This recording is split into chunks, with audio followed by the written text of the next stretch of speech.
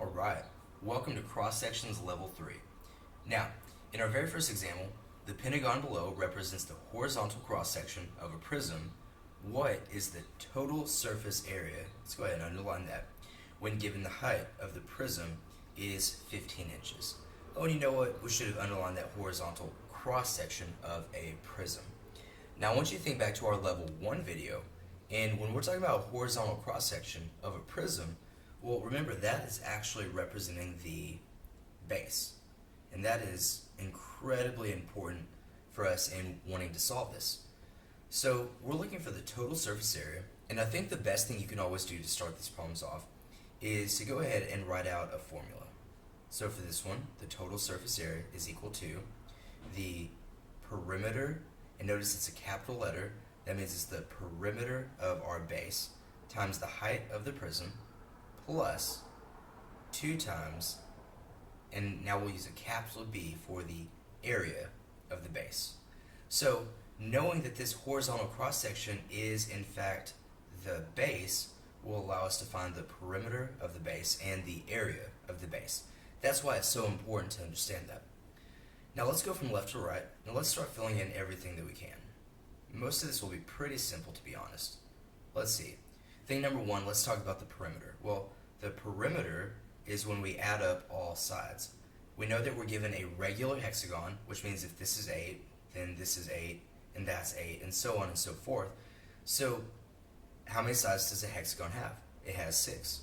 Our perimeter, P, will simply be whatever 6 sides times, and see how our side length is 8 inches, 6 times 8, which will actually give us 48.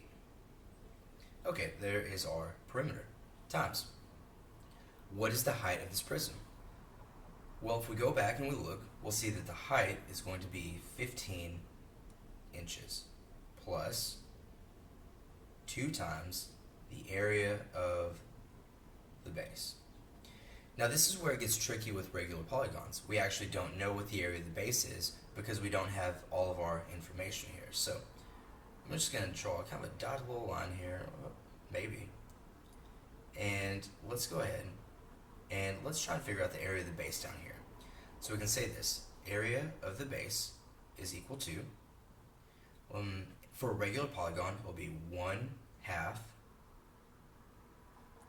apologize, still having stylus issues, 1/2 times the apothem times the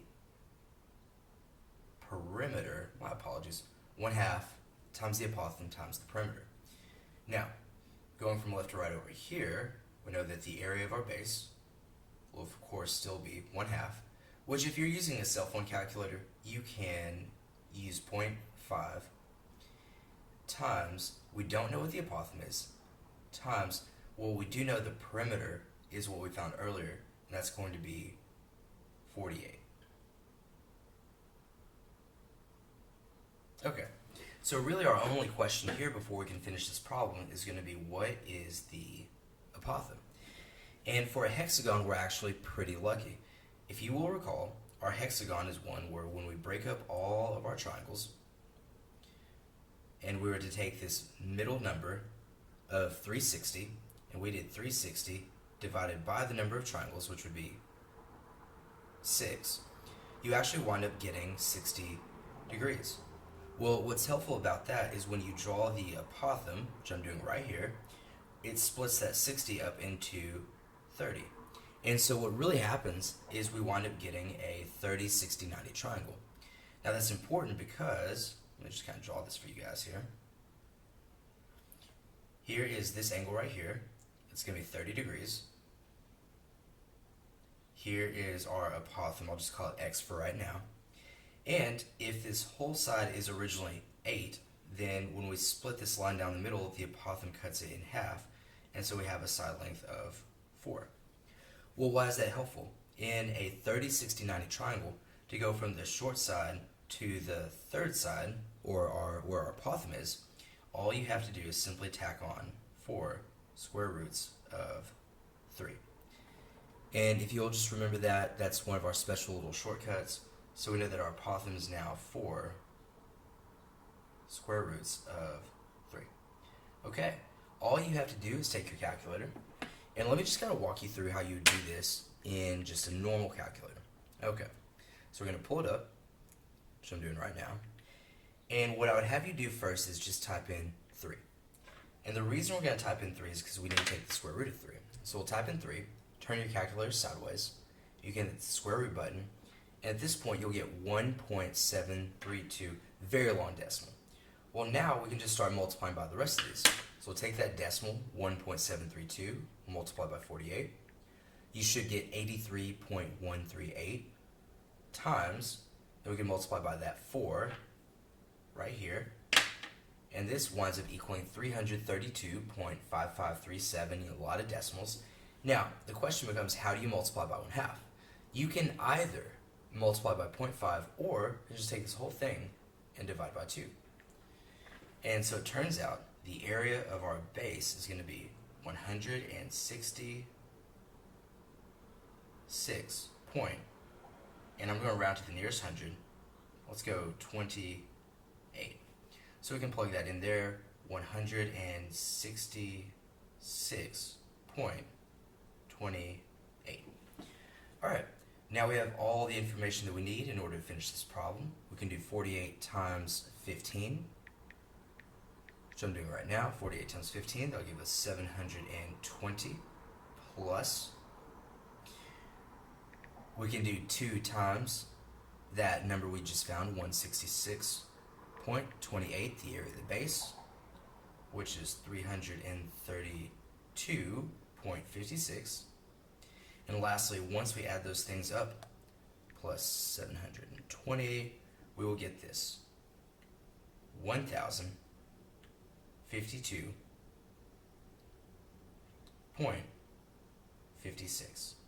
And if you think this is a long problem, you are right. This is a very difficult one conceptually, but pause the video, write down any notes, star anything that you particularly didn't understand. I would encourage you to go back and rewatch the video and go ahead and start tackling these.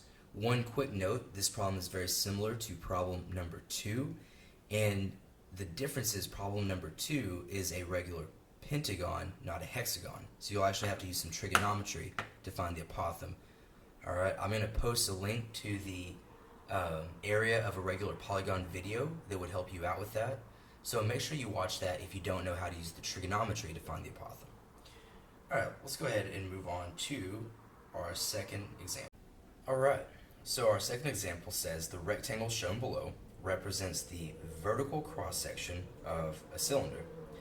What is the total surface area of the cylinder when given Ln is the diameter of the circle? Okay, so in this one, we're still looking for the total surface area, and you can kind of imagine what it's saying is that, oh, you know what? It should be saying right here, BC, my apologies, new example. So we're saying BC is the diameter. You can essentially imagine we're looking at a cylinder like this. And I think sometimes it might be helpful to kind of draw it like that just so you can visually see what you're working with. Alright, so we're looking for the total surface area of a cylinder, and that was the vertical cross-section. So let's see, so we know a couple things. We know that that is the height, and if this whole thing is the diameter, then we know it has a radius of 3. Now let's see, what is the total surface area of a cylinder? Well, I believe it is this, 2 pi r times the height. So we got 2 pi r times the height plus, and then over here we're going to have 2 pi r squared. Okay, and where are we getting that? Well, if you remember the last one, it was essentially the perimeter of the base times the height. Well, 2 pi r is the circumference, or aka the perimeter of a circle, times the height. And over here, you had 2 times the area of the base. Well, the area of our base here is a circle, or you could shade this one, doesn't really matter. And so pi r squared is the area of a circle. So that's kind of how we get that manipulated formula. Okay, well, from left to right, the good thing about these vertical cross sections of cylinders is you can essentially just plug in everything, and I think we have all of our information. So what's our radius? Well, The diameter was 6, so the radius is going to be 3 times, what's the height?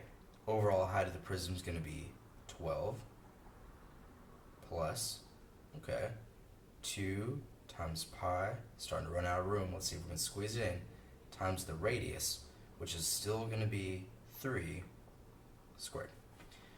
And all we have to do here is just go through and multiply everything. So let's do this in terms of pi first. What is 3 times 12? Well, we would have 2 times pi times 36. Okay. Plus, let's just do a little mental math here. What's 3 squared? Well, that's going to be times 9, because we know 3 times 3 will give us 9. And let's go ahead, we'll do one more quick multiplication. We have 2 times 36. Now that's a pretty common one. You should know that one by now. That is going to be 72 pi plus, over here we have 2 times 9, which will of course be 18 pi. And lastly, all we have to do is add up 72 and 18. Now if you're a little bit uncomfortable adding up numbers like this, I'll use my calculator. However, 72 plus 18 will be 90. And so our answer, if you actually wanted to write this in terms of pi, would simply be 90 pi. Now, as far as getting the decimal, what I would encourage you to do is multiply those two things together. So you can go to your calculator, go to 90, turn it sideways, and multiply by the pi button. And this will, of course, give us an approximation of 282. Let's say 282.74, rounded to the nearest hundredth. In this case, since it's surface area, we should put inches squared. And I don't think I put the label in here last time, so my apologies. Alright, well, good luck with these, and I'll see you guys in our level 4 video.